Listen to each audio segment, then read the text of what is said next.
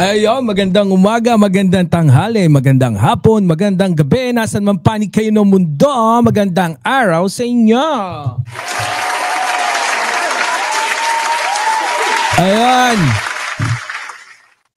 Sa tingin ko, okay na yung sound trip natin ngayon eh.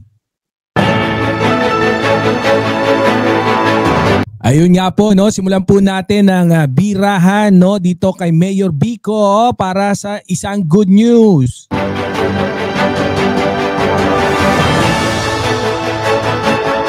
Magandang gabi bayan, pasok na at nang masimulan na po natin ang ating talakayan.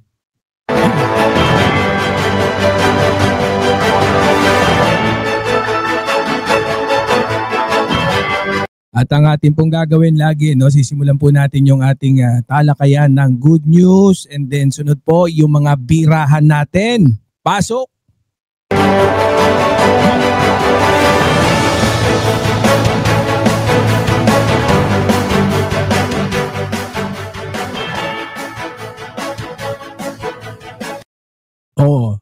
Siyempre, bago ang lahat, magbatian muna tayo. Press 1 para tuloy-tuloy ang saya.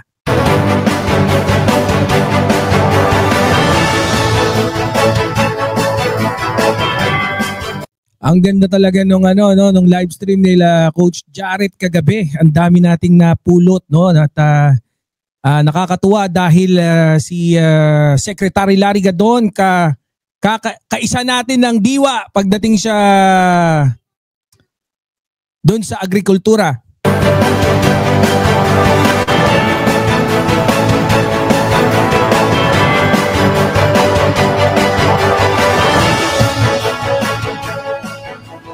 O yan. Aba, asa na kayo?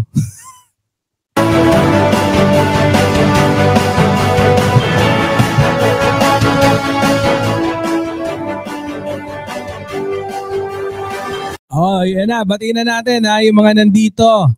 Isa lang, si Ma'am. Isa lang nag-press 1. Ano yan? Hindi, syempre, welcome na naman po sa isa na naman nating live stream na kung saan babanat lang naman tayo, no? Bibira pala. Bibira! Kaya pala eh. So, welcome kayo dito sa Birahan PH. Syempre, bago tayo magsimula, batian po muna.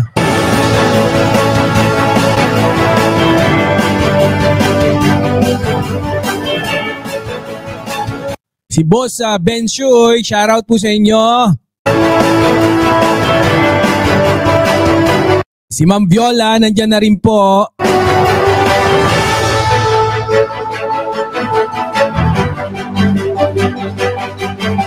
Si Ma'am Nona Moyet, nandyan na rin po. Si Ma'am Chaicher, nakaka-birthday lang.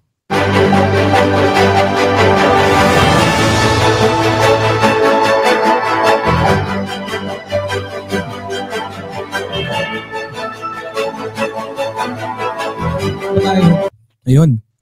Sige, simulan na natin, no? Pero dapat humihina to eh. Ayun, humihina, di ba? Siguro pwede nating yan.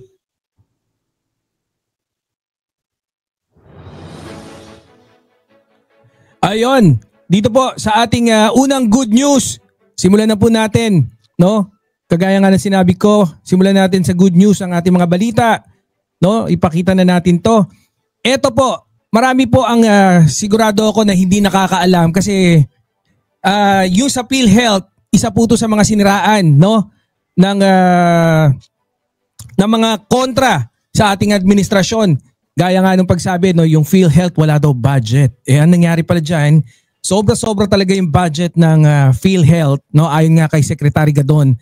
I do recommend na panoorin nyo, no, yung live stream ni Coach Jarrett, ni Takeru at syempre ni Secretary Larry Gadon. Ayan. Eto nga, no, nabanggit niya rito, no, yung PhilHealth pushes for early detection to prevent breast cancer. In line with the Breast Cancer Awareness Month this October, noong October ito para at least medyo alam nyo lang. Early detection on the remaining members of their financial coverage for breast cancer treatment, aligning with President Ferdinand Bongbong Marcos Jr. priority on improving healthcare in the country. Kaya hindi totoo ito yung mga measures na ginawa ni PBBM at ng administrasyon para palakasin yung awareness, hindi lang po awareness sa breast cancer, kundi yung mga benefit pagdating sa PhilHealth. Ito sabi dito, the Philippines has extremely low breast cancer screening rates, which is linked to the countries having one of the highest breast cancer mortality rates in Asia, according to a 2023 study by the Philippine Institute of Development Studies. Only 1% of Filipino women are screened. Asan yung mouse natin? Lobat ba? Ayun. Sorry.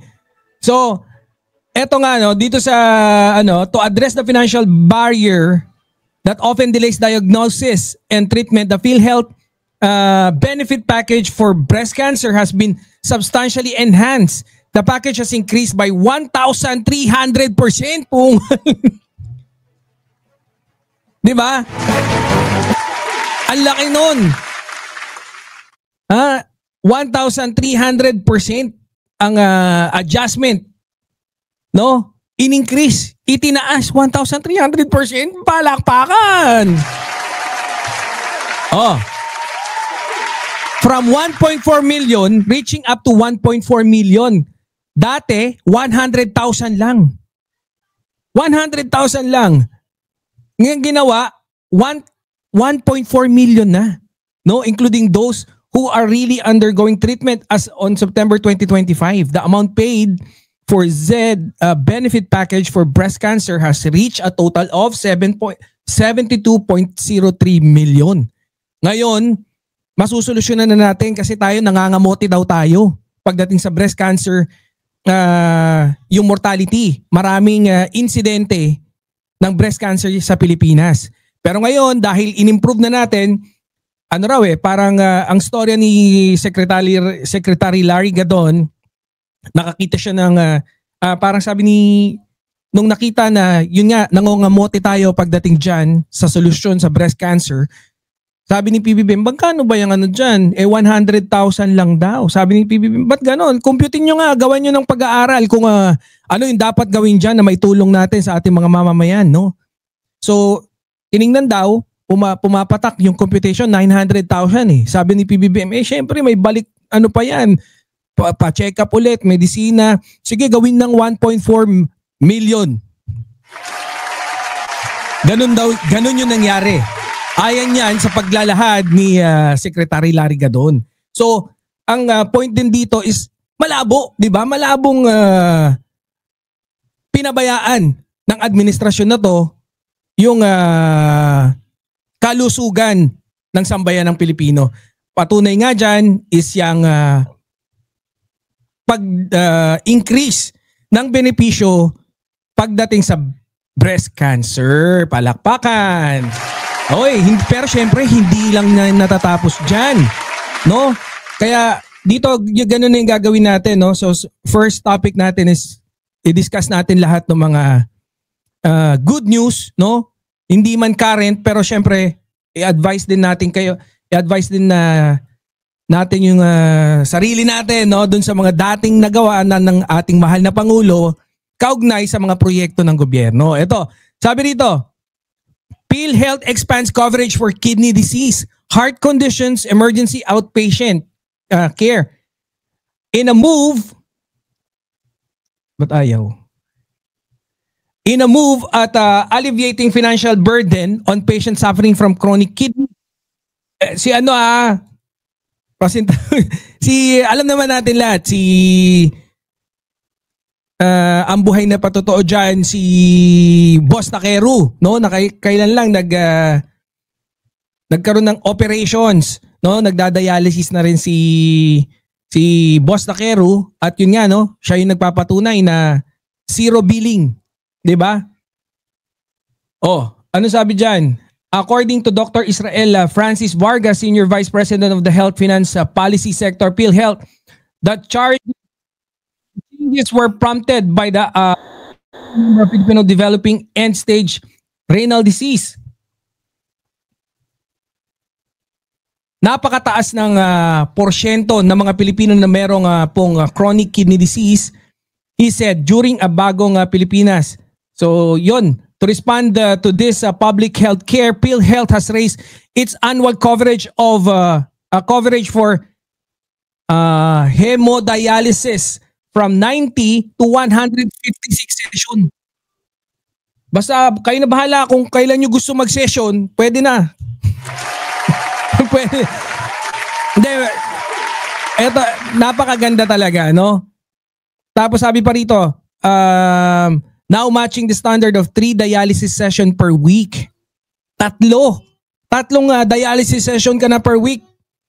The amount of reimbursed per person also increased from 72,000 hanggang 76,350. Oh, ngayon umaabot na po ang halos 1 milyong benepisyo natin para sa hemodialysis. 1 milyon na, no? So, yan, napakagandang balita niya yung mga ganyan. Diba? Habang yung mga kontra-gobyerno, panay ang chismis, panay ang fake news na kung saan napapabayaan daw ng gobyerno ang kalusugan, no?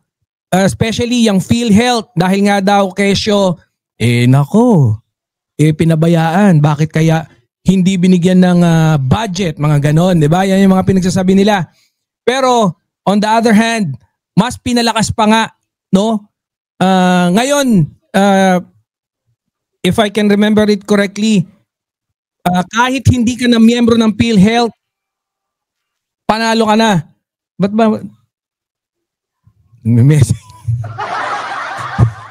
Kahit di ka miyembro ng PhilHealth, basta Pilipino ka, automatic, magre-register ka lang, PhilHealth. Kahit di ka pa nagbabayad, wala ka pang nababayaran, ano ka na, premium member ka na kagad ng PhilHealth. Yan ang mga magagandang ano po? Yan ang mga magagandang programa ng ating pamahalaan. Di lang yan. Damihan pa natin, marami pa. Eto rito, no? Doon naman sa mga nagsasabi, Boss M, shoutout. Doon sa mga nagsasabi na pabagsak yung ating ekonomiya. Sabi rito, Philippines Q1 growth may be as good as it gets for 25, economist says. Ayan. Yung mga ekonomista na, yung nagsasabi. And sabi din kagabi ni Secretary Larry Gadon, sabi man ni Secretary Larry Gadon kagabi, yung mga business club na nga rin mismo ang nagsasabi na gustong-gusto nila si PBBM at yung economic team ni PBBM, no, ay talagang mga magagaling, mga dalubhasa. Yung isa dyan is yung nakalimutan ko yung pangalan, pero yung may ng CEO ng Robinsons. So isinentabi niya muna yung tungkulin niya sa Robinsons, no, para tulungan si PBBM, tulungan yung bansa natin. Ang dami talagang mga programa na nagpapalakas o tumutulong sa ating bansa, no, na hindi nabibigyan ng kaukulang pansin, no? Kaya dito, first 10 minutes natin, sabihin natin yung mga good news. At hindi lang yan, ito isa pa. No? Dito sa good news portion natin, sabi dito, top 10 rice producing countries in the world from 1990 to 2024. Pang ilan na tayo? Kung noon dati nangungulela tayo, nangangamote, no? Although yung topografiya kasi ng Pilipinas is mga isla, no? Hindi kagaya ng mga nandito, yung China, napakalaking napakalaking bansa, yung India rin sumusunod, syempre. 'Di ba? Yung Philippines pang 2, 4, 6, 7. Pang-7 na tayo ngayon. Kaya ba't may nagkasalita? Anyways, so yan yung ano natin, ha. Pang-7 na tayo. 'Di ba? Tinataya nga baka bumaba ng 50% yung pag-i-import natin ng bigas sa mga karatig nating bansa papunta ng Pilipinas para mabigyan ng pansin or ng kaukulang atensyon yung mga ating mga magsasaka dyan sa Pilipinas. Alam mo, kung ako talaga medyo nagulat ako nung kay PBBM. Pagbitaw niya ng agriculture, akala nyo ganun-ganun niya lang. Akala natin walang nagawa pero yun pala, talagang si PBBM nag-alat na siya ng ng mga studies na mga pinag-aralan na. Kagaya ng isang magandang programa, no? Na yun nga, kinakatuwa ko dahil magkapares kami ng diwa ni Secretary Larry Gadon. Yun pa yung una ko sinasabi. Kasi ako naman, personal kong alam yung problema na yan, no? Yung maraming nagsasanla ng lupa nilang magsasaka dahil tas hindi naman sila yung nag-aani, iba yung sila nagtatanim, iba yung ang mas malaking profit yung nag-aani, yung pinagsanlaan. Ganyan yung sistema, no, diyan sa probinsya. And then yun nga, ang kinaganda niyan, yung lupa kanila na, no, dahil binayaran na ni PBBM yung mga utang nila, pati yung tax ng lupa, nagkakaroon ng mental motivation, no, na kung saan nagiging okay, ipagpatuloy na natin. Mas maganda na yung kita ngayon pag ikaw ay magsasaka. Hindi ka na pwedeng maliitin. Yung buong kita ng sasakahin mo sa'yo. Yung lupa sa'yo. Tapos mayroon pa mga incentive, syempre. 'Di ba? Kagaya ng mga incentive na mga nandyan. Yung yung iba minsan yung mga fertilizers, mga binhi. 'Di ba? And syempre, yung 100 plus na, 150 plus na facility, no? Na post-processing plant. Mga planta, no? Na kung saan pwede nyo nang patuyuin. Doon na kayo magpapatuyo ng palay, gigiikin yung palay, hanggang sa maging bigas. So yan yung mga good news natin dito. So, ayan kaya maraming palakpakan sa ating pamahalaan. Hindi lang kay PBBM, syempre sa buong yung particular department kung saan yun yung namahala ng mga proyektong yan.